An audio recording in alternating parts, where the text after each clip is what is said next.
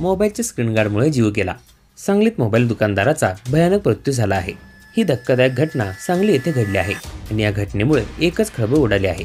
मूळ राजस्थानचा असणाऱ्या विपुल याचे सांगलीच्या एसटी स्टँड नजीक विपुल भैरवनाथ मोबाईल शॉप आहे। या दुकानात मोबाईलचे वेगवेगळे साहित्य तो विक्री करायचा। याच मोबाईल दुकानात सकाळी 11 वाजताच्या सुमारास 4 अल्पवयीन तरुण मोबाईलचे स्क्रीन गार्ड खरेदी करण्यासाठी पोहोचले। मग चौघांनी मोबाईलचे स्क्रीन गार्ड दाखवण्यासाठी सांगितले। विपुलने मोबाईलचे स्क्रीन गार्ड दाखवले, मात्र स्क्रीन गार्ड किंमत ऐकल्यावर अल्पवयीन तरुणांना हटकले। बाजारात 50 रुपयाला स्क्रीन गार्ड मिळत असताना 100 रुपये किंमत कशी, असा सवाल झाला।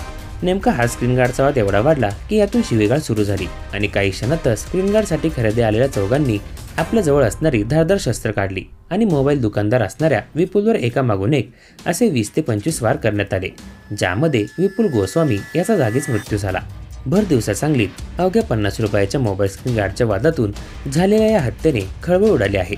घटनास्थळी सांगलीचे पोलीस अधीक्षक संदीप घुगे यांच्यासह पोलीस पथकाने धाव घेत गतीने तपास सुरू केला आणि काही वेळातच त्या संशयित 3 अल्पवयीन मुलांना ताब्यात घेण्यात आलं आहे। मात्र 50 रुपयाच्या मोबाईल स्क्रीन गार्डमुळे एका तरुणाला नाहक जीव गमवावा लागला आहे।